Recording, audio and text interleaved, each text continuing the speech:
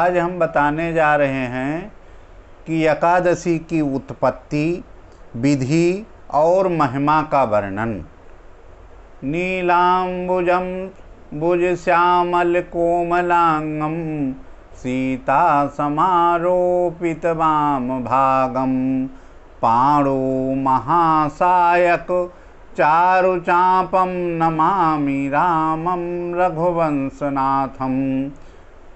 नारद जी ने पूछा कि हे महादेव, एकादशी का व्रत क्यों किया जाता है और कैसे किया जाता है, और एकादशी का व्रत सर्व व्रतों में श्रेष्ठ कैसे है, इस चीज़ की यह विधि हमें बताइए।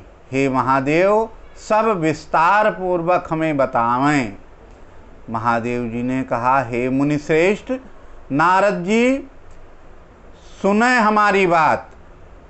एकादशी व्रत सर्व व्रतों में श्रेष्ठ है। एकादशी की उत्पत्ति मार्गशीर्ष के कृष्ण पक्ष एकादशी से हुई है। यह उसी दिन से, इसका अलग अलग भेद है, क्योंकि जब किसी द्वादशी तिथि को, महाद्वादशी तिथि को पुनर्वसु नक्षत्र आ जाता है, तब इसको जया कहलाते हैं, और तब यह 1000 व्रतों को के बराबर यह एकादशी हो जाती है। और जब यह शुक्ल पक्ष की एकादशी श्रवण नक्षत्र को प्राप्त होती है, तब वो 1000 पाप को नाश करने वाली यह पाप नाशनी एकादशी हो जाती है, तब विजया कहलाती है। जब यह शुक्ल पक्ष की एकादशी रोहिणी नक्षत्र को व्याप जाती है, तो 1000 सहस्त्र गुना फल देने वाली, पुण्य देने वाली यह एकादशी हो जाती है, तब ये जयंती कहलाती है। और जब यह पुष्य नक्षत्र को प्राप्त होती है, तब यह पाप नाशनी एकादशी हजारों गुना पाप करने वाला व्यक्ति को वह पाप से मुक्त कर देती है। इस प्रकार यह एकादशी 4 प्रकार की एकादशी कही गई, और इसका व्रत इस प्रकार करना चाहिए, क्योंकि दशमी के दिन एक भुक्त भोजन करे। एक भुक्त का मतलब सन्यासियों को सूर्य अस्त से पहले भोजन कर लेना चाहिए, दिन के 8वें प्रहर में, और गृहस्थ को तारा निकल आने पर यानी रात्रि हो जाने पर भोजन भी करे तो नतव्रत कहा गया है। दशमी के दिन एक भुक्त रहकर जब एकादशी तिथि आवे, तब वो निराजल रहकर या एक फलाहारी रहकर पूरा दिन व्यतीत करे, और द्वादशी के दिन पारण करे। अगर एकादशी तिथि दशमी के दूसरे दिन एक दंड यानी आधा घंटे तक ही एकादशी रहे सूर्य उदय के बाद, और पूरा दिन द्वादशी रहे, तो भी वह एकादशी पूर्णिमयी होती है। सबसे पूर्णिमयी वही एकादशी कही गई है। उदया व्यापनी ही एकादशी सर्वश्रेष्ठ कहलाती है, और द्वादशी में पारण करे। इस प्रकार यह महापुण्यदायी एकादशी कहलाती है। इसका जन्म यह ब्रह्मा के वंश में पैदा होने पर तालजंग नाम का एक राक्षस हुआ। उसका पुत्र मुर जो चंद्रावती नाम का नगरी बसाकर वहाँ रहता है, वो स्वर्ग अधिपति इंद्र को परास्त करके यम, वरुण, वायु आदि देवताओं को, अग्नि देवताओं को परास्त कर स्वर्ग से भगा दिया और स्वर्ग अधिपति कोई दानों को बना दिया। उसका स्वामी रहते हुए मुर ने सबको वहाँ से त्रास करके देवता सब मृतलोक में विचरण करने लगे। तब महादेव के पास देवता लोग गए और कहने लगे, हे महादेव, इन मुर नाम के दानव से हमारा रक्षा कीजिए, रक्षा कीजिए, रक्षा कीजिए। तब महादेव ने कहा, उनकी रक्षा, देवताओं की रक्षा के लिए भगवान विष्णु सर्वश्रेष्ठ हैं और हम लोग सब वहीं पर चलें। जब भगवान की स्तुति करने लगे देव इंद्र और देवादिदेव ब्रह्मा, भगवान शंकर समस्त देवताओं सहित जब भगवान की स्तुति करने लगे, जय जयकार करने लगे, भगवान की जय जयकार सुनकर भगवान जब वहाँ उठे तब उन्होंने कहा, हे देवताओं, क्या तकलीफ है?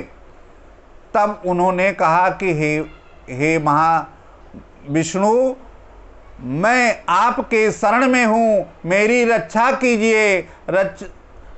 दानवों के वंश में पैदा हुआ मुर इस समय हम लोगों को स्वर्ग से भगाकर वहाँ का अधिपति बन गया है, स्वर्ग का राजा बन गया है, इसलिए हमारी रक्षा कीजिए। भगवान ने कहा कि आप लोग जाओ, मैं मुर को युद्ध करूँगा। और ऐसा कहकर देवताओं को भेज दिया और भगवान धनुष बाण लेकर मुर राक्षस से युद्ध करने लगे।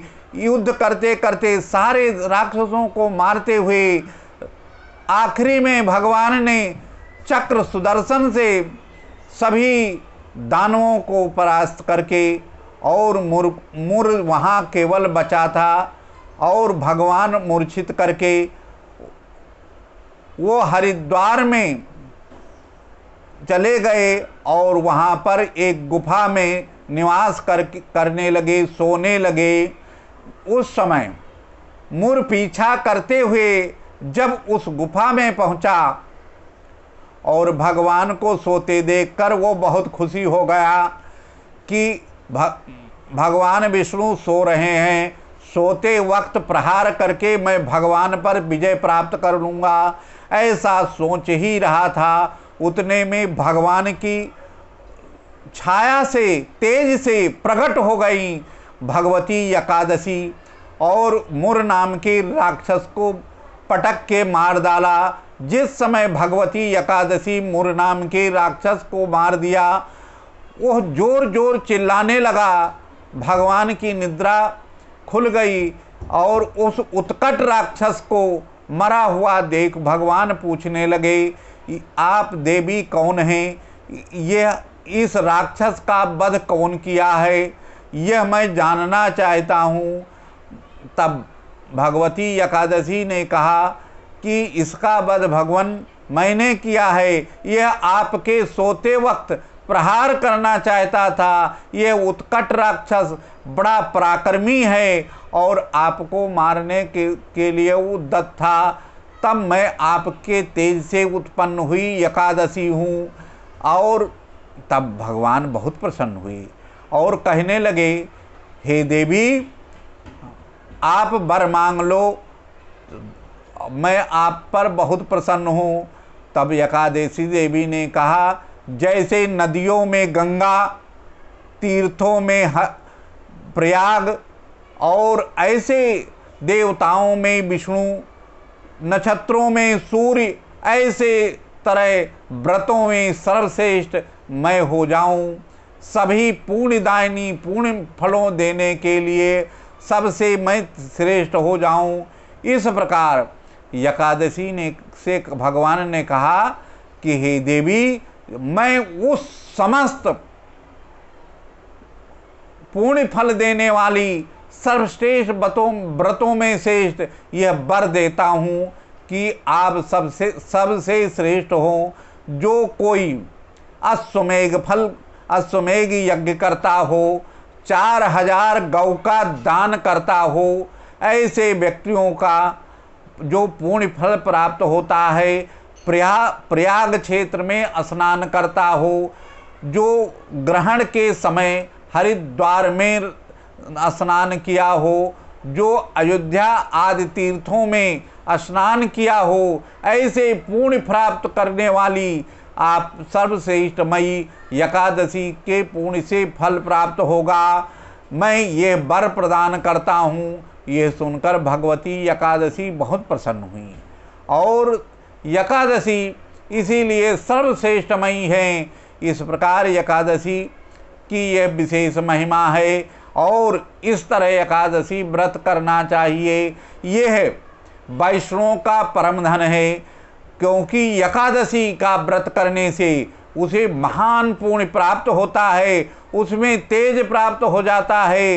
यह एकादशी व्रत सब व्रतों में श्रेष्ठ है और सब वैष्णवों को इसे करना चाहिए। जय सिया राम।